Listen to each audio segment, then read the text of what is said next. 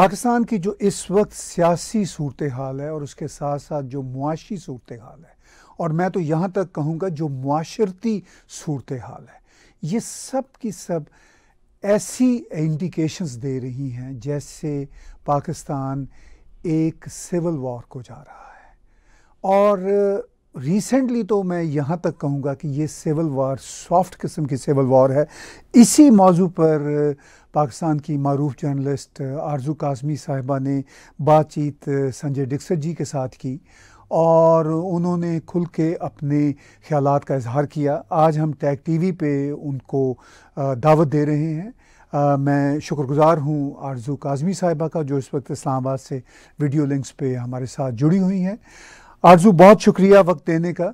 आपकी गुफ्तगू मैंने देखी सुनी संजय डिक्सर जी के साथ और वो भी बिल्कुल बहुत ही ब्रेनस्टॉर्मिंग है।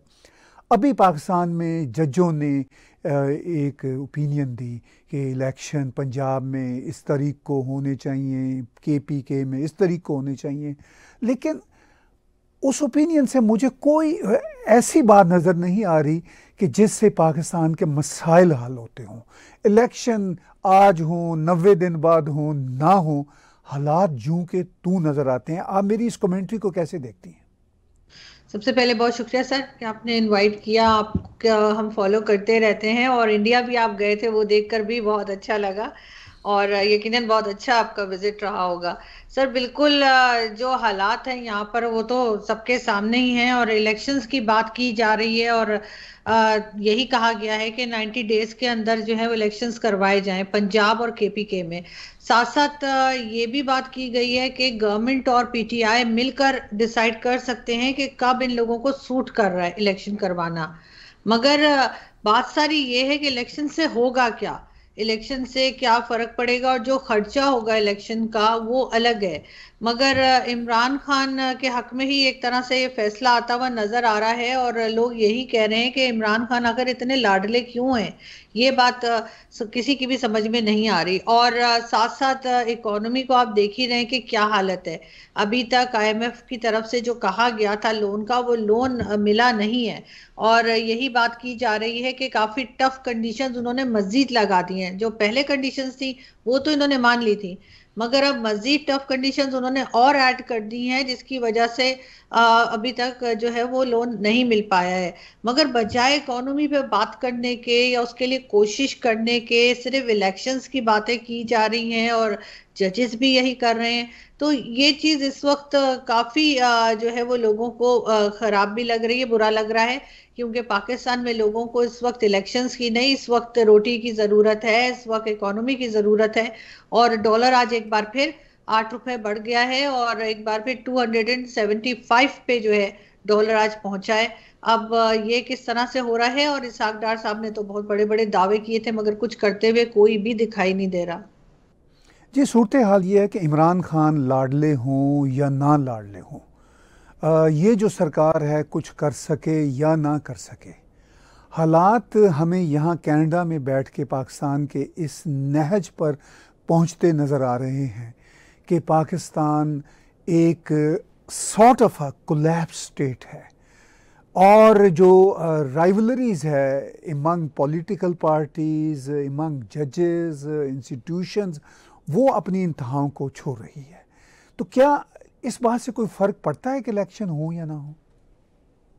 सर इलेक्शन से मुझे तो नहीं लगता कि कोई खास फर्क पड़ता है। इस वक्त होना तो ये चाहिए था कि अपोजिशन हो, चाहे गवर्नमेंट हो, चाहे एस्टेब्लिशमेंट, ये सब लोग मिलकर बैठते और इकोनॉमी को एक तरह से संभालने की कोशिश करते कि पाकिस्तान जहां से भी फंड लेने की कोशिश कर रहा है वो फंड मिल जाए और उसके बाद आगे किस तरह से बढ़ना है, किस तरह से इसमें से निकलना है कि बार बार लोगों के आगे ना जाना पड़े। कोई फैक्ट्रीज ओपन हो, कोई ट्रेड ओपन हो, कुछ थोड़े से टर्म्स बेहतर हो दुनिया के साथ। जो इमरान खान के टाइम में आप जानते ही हैं कि फॉरेन पॉलिसी का भी क्या हाल था।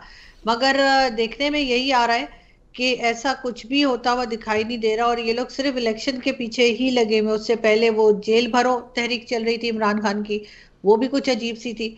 और आज उन्होंने वैसे अनाउंस कर दिया कि वो खत्म कर रहे हैं। वैसे भी उसमें कोई अरेस्ट होने के लिए गए ही नहीं, बहुत थोड़े लोग थे और जो थोड़े बहुत उनकी पार्टी के लोग गए हैं वो भी शोर मचा रहे हैं कि बाहर निकाला जाए। तो वो तो इमरान खान ने खैर वापस करना ही था। मगर इकोनॉमी के ऊपर जो इस वक्त सबसे ज्यादा सेंसिटिव मैटर है, जो इस वक्त सबसे ज्यादा परेशानी की बात है, उस पे कोई बात करता दिखाई नहीं दे रहा। और इलेक्शन जिससे किसी को कोई फर्क पड़ता नहीं है, और उसके बारे में बात की जा रही है बार बार कि इलेक्शंस करवाए जाए। देखिए, इकॉनमी जो है वो भी तो पाकिस्तान के हालात के साथ जुड़ी हुई है, और पाकिस्तान में ऑर्गेनिक इकॉनमी को डेवलप करने के लिए कोई स्ट्रेटजी नज़र नहीं आती। सब पॉलिटिकल गिम्बिट्स में उलझे हुए हैं। तो आपको लगता है कि इकॉनमी के लिए कोई प्लानिंग इस्टेब्लिशमेंट की सतह पे, या पॉलिटिकल पार्टीज़ की सतह पे, या टेक्नोक्रेट्स की सतह पे कहीं पे भी नज़र आती हो किसी किस्म की भी प्लानिंग टू एस्टैब्लिश इकॉनमी? में रिवाइव भी नहीं कहूँगा, चूँकि थी नहीं ऑर्गेनिक इकॉनमी, जो थोड़ी बहुत थी वो भी नहीं रही। तो आपको कोई एफर्ट नज़र आती है किसी सतह पर? नहीं सर, मुझे तो कोई एफर्ट नजर नहीं आ रही। ऐसा कोई दिखाई नहीं दे रहा जो कोई रोड मैप दे रहा हो, कोई बात कर रहा हो कि किस तरह से इकोनॉमी को ठीक किया जाए। सिर्फ अभी अगर कोई बात चल रही है तो सिर्फ यही कि आईएमएफ से कैसे लोन लेना है। चाइना ने 1 बिलियन से ज्यादा, थोड़ा और भी है कुछ, शायद 1 बिलियन और कुछ करोड़ जो है वो इनको कहा है कि वो देगा। चाइना ने दोबारा कहा है, तो वो इसकी खुशियां मना रहे हैं कि जी चाइना मजीद लोन देने को तैयार हो गया है, आईएमएफ से मिल जाएगा। उसके बाद मिफ्ता इस्माइल साहब का कहना है कि जून में आईएमएफ के एक और प्रोग्राम में पाकिस्तान जाएगा, जाना पड़ेगा, ये भी उन्होंने कहा है कि जाना पड़ेगा। तो इसका मतलब है फिर जाएंगे। तो अभी तक ये इसी तरह की बातें कर रहे हैं, कहाँ से मिल सकता है, किससे मांग सकते हैं, कौन दे देगा और किससे लिया जा सकता है। मतलब इसी किस्म की बातें हो रही हैं। हम काम कैसे करेंगे, हम खुद कैसे कमाएंगे, हमारा किस तरह से थोड़ी सी पोजीशन जो है पाकिस्तान की वर्ल्ड में बेहतर कैसे हो सकती है, हम किसी के काम कैसे आ सकते हैं, या हमें क्या करना चाहिए कि हम इस बार बार के आईएमएफ और दूसरे जो लोगों से मांगते हैं उससे बच सकें। इसके ऊपर किसी किस्म की कोई बात नहीं की जा रही। लेकिन उसका एक बहुत बड़ा रीजन सर ये भी है कि कई सालों से हमें जो है यही आदत पड़ चुकी है। चाहे वो आप वॉर ऑफ टेरर के नाम पे फंड ले रहे थे हम लोग अमेरिका से, और उसके बाद तालिबान का साथ दे रहे थे, उसको चाहे समझ लीजिए वो तो ज़ियाउल हक के टाइम से शुरू हुआ था, लेकिन मुशर्रफ साहब के ज़माने में तो बहुत ज़्यादा हो गया था। और यही कहा जा रहा था कि बहुत फंड इन लोगों को मिल रहा था, और यही आदत इनको आगे मतलब रही। इनकी आदत कभी ये हुई ही नहीं कि ये खुद कमाएं और खुद खाएं। इनको ऐसा लगा कि शायद जब तक ये दुनिया चलती रहेगी, जब तक अमेरिका जो है वो अफगानिस्तान में ही रहेगा। मगर ऐसा नहीं हुआ और अफगानिस्तान छोड़ के अमेरिका चला गया। अब अचानक से इनको ऐसा लगा जैसे जमीन निकल जाती किसी के पांव के नीचे से, तो वो हालत हुई है। और अब इनको कुछ समझ में नहीं आ रहा कि ये क्या काम करें।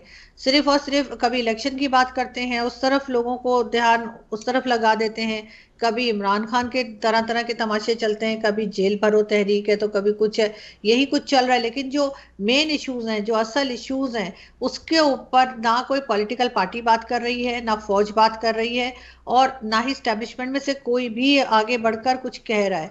हर तरफ खामोशी है। आपकी पाकिस्तान के जो पॉलिटिकल सर्कमस्टांसेस हैं उन पर गहरी नज़र है, जो रीसेंट ईयर्स में होता चला आ रहा है।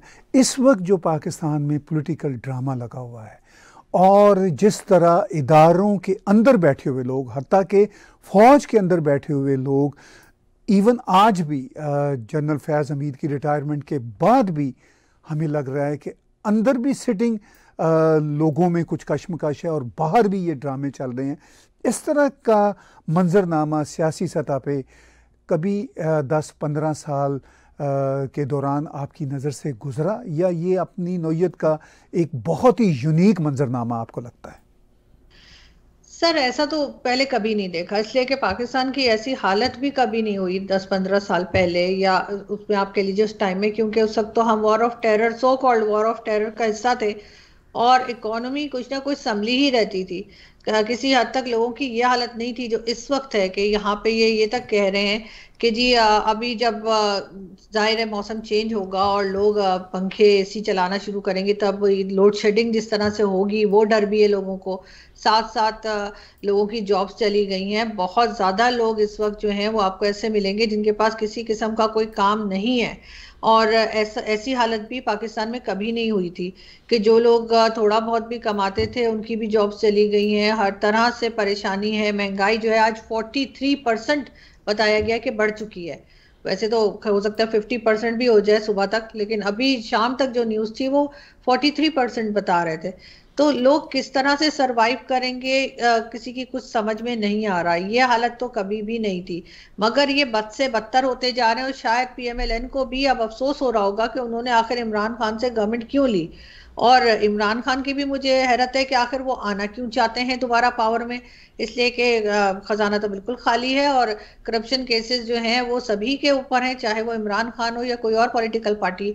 और ये भी शायद आपको मालूम होगा कि इनके पंजाब के जो मिनिस्टर रह चुके हैं इमरान खान की पार्टी के, अब्दुल सत्ती साहब जो हैं, इस तरह का उनका कुछ नाम है पूरा, तो वो अब्दुल हाई सत्ती, उनके घर से सर करोड़ों रुपए निकले हैं, और जिसमें फॉरेन करेंसी भी है। और यही बताया जा रहा है कि करप्शन का पैसा है, क्योंकि करोड़ों रुपए घर के अंदर से जो है वो निकाले गए हैं और उनको अरेस्ट किया गया है। और एक तमाशा चल रहा है यहाँ पे, लेकिन इसी तरह के लोगों ने तो मुल्क का ये हाल किया है। जी, आप ये कह रही हैं इसी तरह के लोगों ने मुल्क का ये हाल किया। इसी तरह के लोग तो वहाँ पर हमेशा से मौजूद रहे, और जिस तरह के सर्कमस्टांसेस हैं वो हमेशा मौजूद रहेंगे। हमें कनाडा में बैठ के पाकिस्तान का जो पॉलिटिकल मंजरनामा है, सिर्फ पॉलिटिकल मंजरनामा नहीं, इदारे भी, जुडिशरी, फौज, इंटेलिजेंस एजेंसियाँ, टेक्नोक्रेट्स, इवन मीडिया, लगता है कि जैसे जोकरी का कारोबार कर रहे हैं। ये एहसास क्या इस्लामाबाद में, लाहौर में, कराची में रहने वाले आम शहरियों को भी होता है कि ये जोकर्स हैं, ये प्रोफेशनल लोग नहीं हैं? सर अब अंदाजा हो गया, लोगों को बहुत हद तक अंदाजा हो गया, और अच्छी बात है, अंदाजा हो जाना चाहिए था। इवन अगर हम मीडिया में भी देखें तो हमारे जो टीवी चैनल्स हैं उन पे हम बहुत कम ऐसा देखते हैं कि कोई इकोनॉमी का शो हो रहा है या उसके अंदर कोई हल पेश किया जा रहा है, और या ये बात की जा रही है कि बाकी वर्ल्ड के साथ किस तरह से साथ चलना है, कैसे अपने टर्म्स बेहतर बनाने हैं ताकि दुनिया के साथ चला जाए।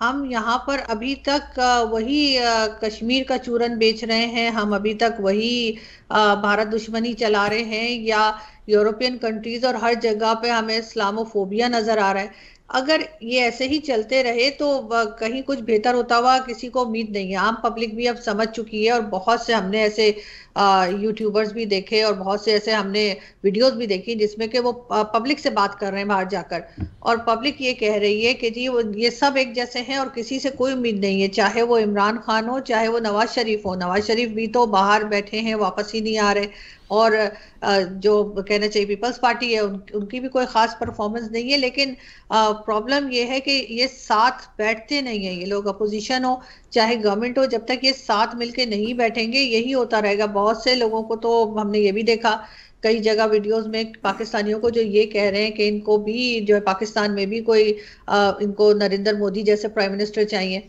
या फिर डॉक्टर जयशंकर जैसे फॉरेन मिनिस्टर चाहिए पाकिस्तानी। तो अब इस लेवल तक बात करना शुरू हो गए हैं, तो अब थोड़ा सा तो इनको अक्ल करनी चाहिए, लेकिन अनफॉर्चुनेटली मुझे तो कोई उम्मीद नजर नहीं आ रही।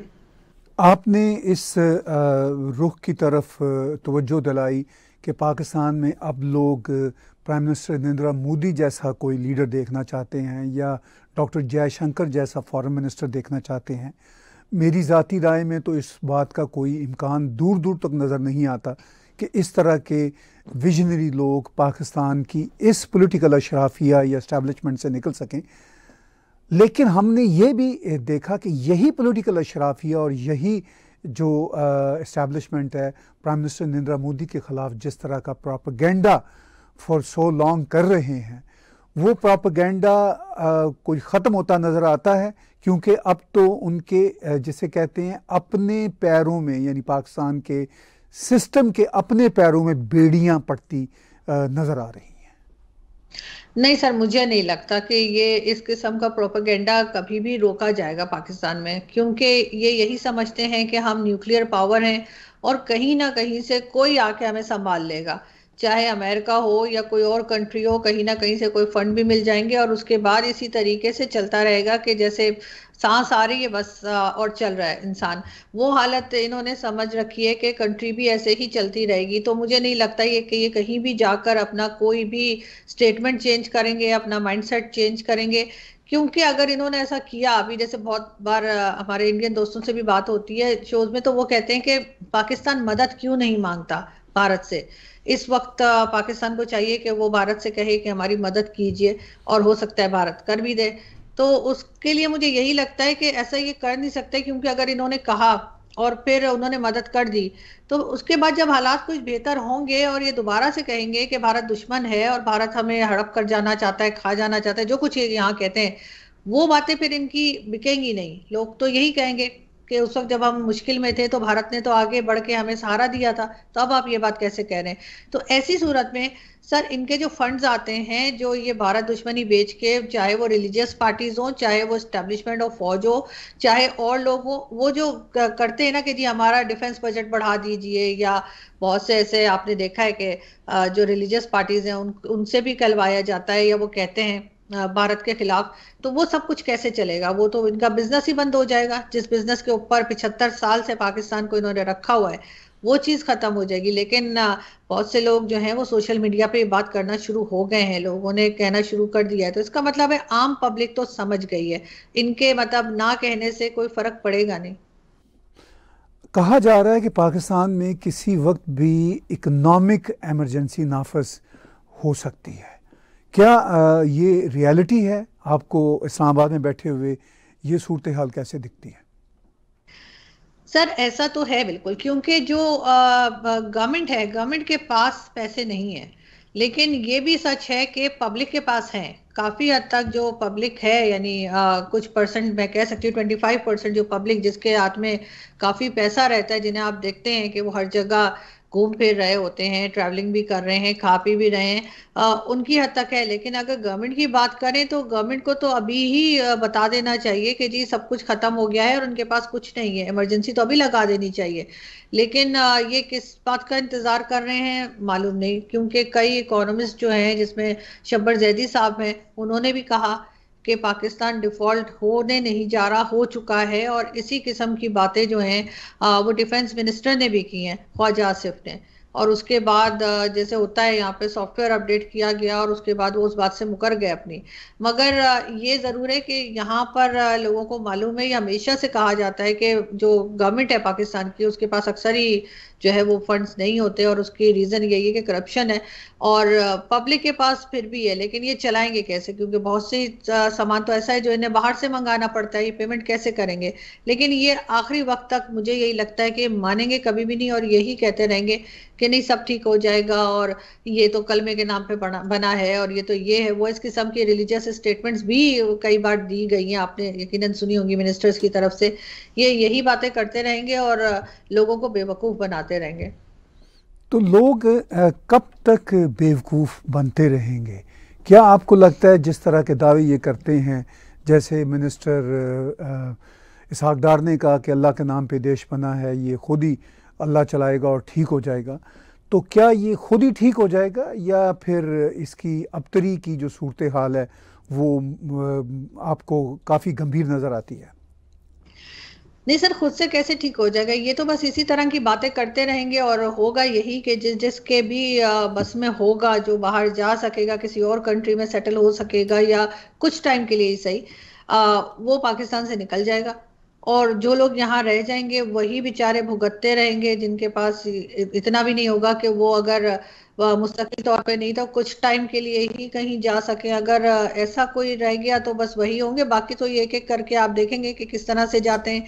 इमरान खान ने फिर एक बार कह दिया है, बल्कि फवाद चौधरी भी कह रहे थे कि इमरान खान की फिर गवर्नमेंट आ रही है। अगर ऐसा हुआ और इमरान खान को दोबारा लाया गया, तो फिर जाहिर है कि जो बाकी पॉलिटिकल पार्टीज के लोग हैं वो भी एक एक करके चले जाएंगे। नवाज शरीफ तो पहले ही आने का नाम नहीं ले रहे, और वो शायद यही चेक कर रहे हैं कि हवा किस तरफ की है। तो लोग इसी तरीके से करते रहेंगे। लेकिन जो आम पब्लिक है सर, उसके बस में कुछ नहीं है ना, बिल्कुल बेचारे जो हैं वो कुछ भी नहीं कर सकते, उनके हाथ में पावर ही नहीं है। और जिनके हाथ में पावर है वो मुल्क का यही हाल करके रख रहे हैं, और जरा सा भी संभाला जो है सॉरी, संभाला जो है वो लेता हुआ नजर नहीं आ रहा हमें मुल्क। आपने कहा कि आम पब्लिक के बस में कुछ नहीं है, तो आम जनता जो है वो जिस तरह पिस रही है, क्या उसको एहसास हो रहा है कि इमरान खान ने भी उनको बेवकूफ़ बनाया और ये सरकार भी बेबस है और इफ़ेक्टिव नहीं है? क्या वो तमाम पॉलिटिकल पार्टियों से बदजन हो रहे हैं एक ही साथ, और इस्टेब्लिशमेंट से भी बदजन हो रहे हैं उसके साथ साथ, या फिर अवाम की अक्सरियत को आज भी इमरान खान से कोई होप है? सर, हर एक के कुछ ना कुछ फॉलोअर्स तो होते ही हैं, तो इसी तरह से हर पॉलिटिकल पार्टी, चाहे वो पीएमएलएन हो, पीपल्स पार्टी या इमरान खान, सबके कुछ ना कुछ फॉलोअर्स इस वक्त भी मौजूद हैं, और उनको लगता है कि ये आ जाएंगे तो शायद ये कुछ बेहतरी ला देंगे। लेकिन ज्यादातर लोगों का यही यही मानना है कि इनमें से किसी के हाथ में अब कुछ नहीं है, और ये लोग जितना खुद खा कमा सकते थे वो ये कर चुके हैं, और अब ये लोग यही कोशिश कर रहे हैं, जो कि मैंने देखा है कि ज्यादा से ज्यादा लोगों की यही कोशिश है कि वो किसी और कंट्री की तरफ चले जाएं। अभी आपने देखा होगा सर, वहां पे टर्की से जाते हुए जो है वो बोट थी, वो डूबी है। उसके बाद उसके अलावा भी एक दो जगह से लोग जाने की कोशिश कर रहे थे किसी और कंट्री से, इटली जाने की कोशिश कर रहे थे या किसी और कंट्री में। तो इस किस्म के हादसा भी हो रहे हैं कि लोग हर हाल में निकलना चाह रहे हैं, और उनकी कोशिश है कि किसी और मुल्क में पहुंच जाए तो शायद कुछ बचत हो जाए। मगर बाकी जो लोग हैं जो यहाँ रह गए हैं, उनको तो यही लग रहा है कि ठीक है, अब ये इमरान खान अगर आ जाए या कोई भी आ जाए कोई खास फर्क पड़ता नहीं। ओवरसीज पाकिस्तानीज वो तो अक्सर ऐसे हैं जो इमरान खान को फेवर कर रहे हैं, लेकिन जो पाकिस्तान में है वो डिवाइडेड है, कोई नवाज शरीफ साहब की साइड पे है तो कोई इमरान खान को कह रहा है। लेकिन असल बात यह है कि किसी से किसी को उम्मीद नहीं रह गई। अब लोगों को इकोनॉमी भी थोड़ी बहुत समझ आने लगी है, उनको पता है मुल्क के खजाने में कुछ नहीं है, उल्टा हमें लोगों को पेमेंट करनी है और वो पेमेंट के भी पैसे नहीं है। तो ये सब चीजें यहाँ पर हो रही हैं, क्राइम रेट भी बढ़ता जा रहा है, लोग इनसिक्योर हो गए हैं, और अब लोगों को यही समझ नहीं आ रही है कि अब हर चीज की प्राइस जो है वो डबल ट्रिपल हो गई है, तो कैसे अफोर्ड करें। जी, आपने कहा कि पाकिस्तान से लोग बाहर निकलना चाह रहे हैं, और हमने डाटा भी देखा कि जब से ये नई सरकार आई है, पाकिस्तान से लोगों के बाहर निकलने का जो डाटा है वो नंबर बढ़ते नज़र आ रहे हैं। लेकिन यहाँ पर भी वेस्टर्न वर्ल्ड में और मिडल ईस्टर्न कंट्रीज़ भी, ख़ास तौर पर गल्फ़ स्टेट्स, पाकिस्तानियों को उस तरह रिसीव नहीं कर रहे जिस तरह पहले किया करते थे।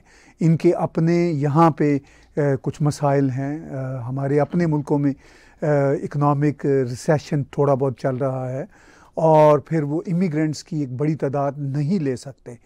तो इस सारी सूरत हाल में पाकिस्तानी जो पाकिस्तान से बाहर निकलना चाहते हैं वो किस तरह की फ्रस्ट्रेशन का शिकार नज़र आते हैं आपको? सर, निकल तो नहीं पाएंगे सब, ये बात तो तय है। इतने लोग कहाँ जाएंगे और कौन रखेगा, और अब तो वैसे भी सबको हालत पता है पाकिस्तान की, तो इस वजह से और भी लोगों को परेशानी तो रहेगी। कहीं खास मुझे लोग निकलते हुए दिखाई नहीं दे रहे, क्योंकि पॉसिबल नहीं है, तो जाहिर है यहीं पे रहेंगे, और यहाँ पर ही जो कहना चाहिए कि एक तरह की हमें अभी नहीं तो कुछ टाइम के बाद हो सकता है कि सिविल वॉर सी नजर आए, और इसी तरह से लोग रोड क्राइम्स और हर तरह के क्राइम्स बढ़ते हुए दिखेंगे, और गवर्नमेंट के लिए और एस्टेब्लिशमेंट के लिए भी ये सब कुछ संभालना मुश्किल हो जाएगा। एक सिर्फ वो न्यूक्लियर एसेट्स के ऊपर जो है पूरा मुल्क नहीं चलाया जा सकता, तो इनको इस तरफ सोचना पड़ेगा, इन्हें फैक्ट्रीज ओपन करनी पड़ेंगी, वरना ये जो समझ रहे हैं कि सिर्फ आम पब्लिक जो है वो तकलीफ में होगी, सिर्फ आम पब्लिक ही सारा बर्डन उठाएगी और आम पब्लिक ही एक दूसरे को मारेगी, तो ऐसा नहीं होगा। इसके बाद इन लीडर्स की भी बारी आएगी, और मुझे यही लगता है कि पब्लिक काफी जो है वो इस वक्त नाराज है और काफी अपसेट है। तो ये चीज इनके घर तक पहुंच जाए उससे पहले इन लोगों को बैठकर और कुछ प्लानिंग करनी पड़ेगी कि जो पैसा आ रहा है, चाहे वो चाइना से आए या आईएमएफ से आए या कहीं से भी, उस पैसे को कंट्री में ही रोकें और यहाँ पर ही इन्वेस्टमेंट करें, और जो जिस काम के लिए लिया जा रहा है पैसा उसी तरह से लगाएं। लेकिन आईएमएफ ने जो नई शर्तें इनको दे दी हैं, जिसमें कि डिफेंस बजट खास तौर पे बात की जा रही है, कि वो कम करने का कहा गया है, तो उसके ऊपर जाहिर है कि फौज नहीं मान रही होगी और बार बार यही बात की जा रही होगी कि हमें टीटीपी का खतरा है और हमें इंडिया का खतरा है, यही बात करके अपने आप को बचा रहे होंगे। उस तरफ जो है वो इनको थोड़ा बहुत करना पड़ेगा, वरना आईएमएफ ने बिल्कुल इन्हें कह दिया है कि वो फंड्स नहीं देंगे, और अगर देंगे तो उसके बाद खास तौर पे उस फंड को यहाँ रोकना पड़ेगा। और उन्होंने टैक्स जो ये लगा रहे हैं वो भी कहा है कि जो अमीर लोग हैं, जो क्या जिनके पास पैसा है, उनके ऊपर टैक्स लगाइए, आम पब्लिक के ऊपर बर्डन ना डाला जाए। कई तरह की शर्तें उन्होंने लगाई हैं, बहुत देर में लगाई हैं, लेकिन अच्छा किया है कि लगाई हैं, क्योंकि ये लोग इसी काबिल हैं कि इनके ऊपर ब्लाइंडली ट्रस्ट ना किया जाए। मगर मुझे हैरत है कि आईएमएफ को बहुत देर में ख्याल आया कि वो पाकिस्तान को जो है इस तरह से ट्रीट करे जैसे कि होना चाहिए। और अब देखते हैं सर कि कब इन्हें ये फंड मिलते हैं और उसके बाद ये किस तरह से आगे बढ़ते हैं। क्या पाकिस्तान के तमाम हलकों में ऐसे सिंसियर या वाइज लोग आपको नज़र नहीं आते जो पाकिस्तान के मसाइल को, और पाकिस्तान ने जिस तरह अपनी गैर दानिशमंदाना फ़ॉरेन पॉलिसी बनाई, अपने हमसायों के साथ बुरे तल्लुकात बनाए, उनको दुरुस्त रास्ते पर लाने के लिए क्या कोई भी ऐसे सर्कल्स आपको नज़र नहीं आते वहाँ पे? सर बिल्कुल नजर आते हैं। पाकिस्तान में हर तरह के लोग हैं और ऐसे लोग भी मौजूद हैं जो दूसरी कंट्रीज या फॉरेन पॉलिसी को बेहतर तौर पे चला सकते हैं, बेहतर एडवाइस दे सकते हैं। इकोनॉमी के लिए भी लोग मौजूद हैं, लेकिन प्रॉब्लम सारी ये है कि हमारे यहाँ जिसको काम आता है हम उसको आगे नहीं आने देते।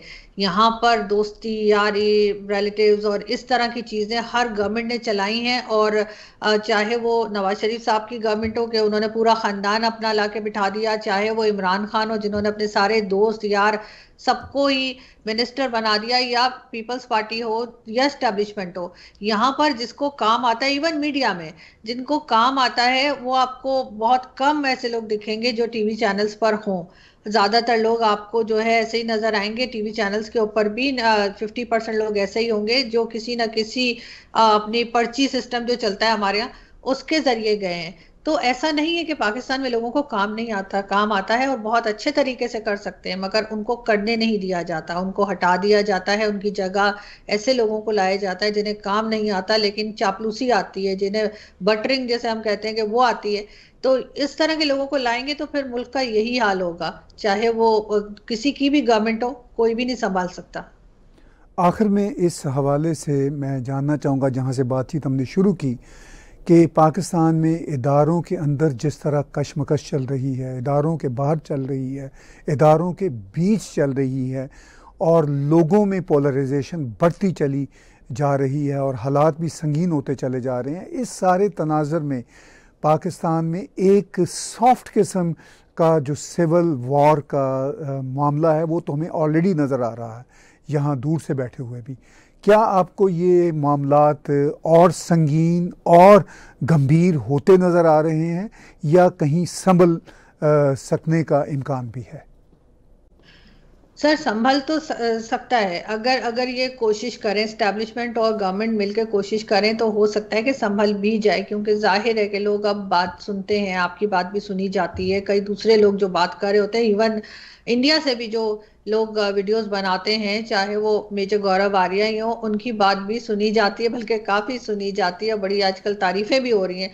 तो शायद इनमें से किसी को अक्ल आ जाए, क्योंकि पाकिस्तान है तो ये लोग हैं, और अगर ये समझ रहे हैं कि ये कहीं चले जाएंगे और यहाँ पे सिर्फ पब्लिक रह जाएगी, तो ऐसा नहीं है। अब तो आप जानते हैं ओवरसीज पाकिस्तानीज भी जो है वो पीछे पड़ जाते हैं इन मिनिस्टर्स वगैरह के, और चाहे वो आर्मी चीफ हो या कोई भी बाहर, अगर समझ रहे हैं कि हम चले जाएंगे और बच जाएंगे, तो ऐसा नहीं होगा। तो मेरे ख्याल से कहीं ना कहीं कोई ऐसी बात ये लेकर आएंगे जिससे जो अभी फंड आने वाले हैं आईएमएफ वगैरह से, और आईएमएफ वाले खुद भी इनको तरह तरह की शर्तें जो लगा रहे हैं, कंडीशंस हैं, वो इसी तरह की हैं कि ये बाहर ना ले जा सके, जो पैसा आएगा वो फौरन ही बाहर ना चला जाए। तो मुझे हल्की सी उम्मीद है कि शायद ये थोड़ा सा संभालेंगे, बहुत ज्यादा तो नहीं लेकिन थोड़ा सा जो है वो किसी ना किसी तरफ इनको रखा जाएगा, क्योंकि बहरहाल कुछ भी कह लें, चाहे सही किया या गलत किया न्यूक्लियर एसिड्स बना के, लेकिन इस वक्त ये न्यूक्लियर एसिड्स ही इनको बचाने के काम आएगा। बहुत आखिर में मैं इस बात को छूना चाहूँगा कि चलिए पैसा बाहर ना लेके जाएं, मगर सिर्फ पैसा पाकिस्तान के अंदर रखने या बाहर ले जाने का मामला ही नहीं है, बल्कि दुरुस्त तरजीहात का मामला है। और ये दुरुस्त तरजीहात इकॉनमी में तो बहुत इम्पॉर्टेंट है, हर शोबा में बहुत इम्पॉर्टेंट है। उन दुरुस्त तरजीहात की तरफ हमें कोई निशानदही नहीं मिल रही। तो मैं इस बात पे ज़ोर दूंगा और आपसे बिल्कुल आखिर में जानना चाहूँगा कि क्या दुरुस्त तरजीहात ना होने की सूरत में ये जो सिविल वॉर वाली सूरत हाल हमें नज़र आ रही है, ये कहीं बिगड़ तो नहीं जाएगी? सर ऐसा होगा अगर अगर ये नहीं संभालेंगे किसी चीज को, तो जो सिविल वॉर वाली कंडीशन की बात आप कर रहे हैं वो डेफिनेटली बढ़ेगी। क्योंकि जैसे इस्लामाबाद में तो पहले इतना नहीं था कि रोड क्राइम्स हो रहे हों या डाके वाके चोरी डाके पड़ते हों, लेकिन वो भी शुरू हो गए हैं। लोग जो नीचे के घर में रहते हैं, इंडिपेंडेंट हाउसेज में हैं, वो अपना घर खाली छोड़ के नहीं जा सकते। चोरियां वगैरह हो रही हैं, शुरू हो गई हैं यहाँ पे। और कराची में तो वैसे ही हमेशा से कहा जाता है कि वहाँ पे क्राइम्स बहुत ज्यादा है, रोड क्राइम्स भी बहुत ज्यादा है। कराची में तो कोई रोड पे चलते हुए मोबाइल से बात भी नहीं कर सकता कि मोबाइल स्नैचिंग वगैरह बहुत बहुत ज्यादा है वहाँ पे। अब लाहौर में भी शुरू हो गया है। तो ये चीजें जो है ये हम बढ़ते हुए ही देख रहे हैं, कम होते हुए नजर नहीं आ रही हमें। तो जाहिर है अगर लोगों के खर्चे नहीं चलेंगे, लोग परेशान होंगे, जॉब्स नहीं होंगी। हर कुछ दिनों में यही सुनने में आता है कि किसी ना किसी टीवी चैनल ने या किसी ना किसी ऑफिस ने अपने कई एम्प्लॉयज निकाल दिए होते हैं। अगर लोगों की यह हालत हो जाएगी कि घर में राशन डालने को नहीं होगा, तो फिर वो क्राइम ही करेंगे और उस ये फिर सिर्फ बढ़ता हुआ ही दिखेगा, कम होता हुआ नहीं। बहुत शुक्रिया आरजू, हम आपके शुक्रगुजार हैं कि आपने हमें वक्त दिया और पाकिस्तान की जो बहुत ही कॉम्प्लेक्स सिचुएशन है उस हवाले से अपनी राय का इजहार किया। Thank you sir. व्यूअर्स, बातचीत सुन रहे थे आरजू काज़मी साहिबा की, जिनका अपना यूट्यूब चैनल भी बहुत वाइब्रेंट चैनल है। आप उसको भी सब्सक्राइब कीजिए, उसके साथ साथ टैग टीवी के यूट्यूब चैनल को भी सब्सक्राइब कीजिए। और हमारी 24 ऐप्स जो हैं जिन पर आप हमें 24/7 देख सकते हैं, आप उनको रॉको, अमेज़ॉन, इसके साथ साथ एंड्रॉयड और एप्पल पे डाउनलोड कर सकते हैं। आज की गुफ्तगू मेरे साथ और आरजू काज़मी साहिबा के साथ देखने और सुनने का बहुत शुक्रिया।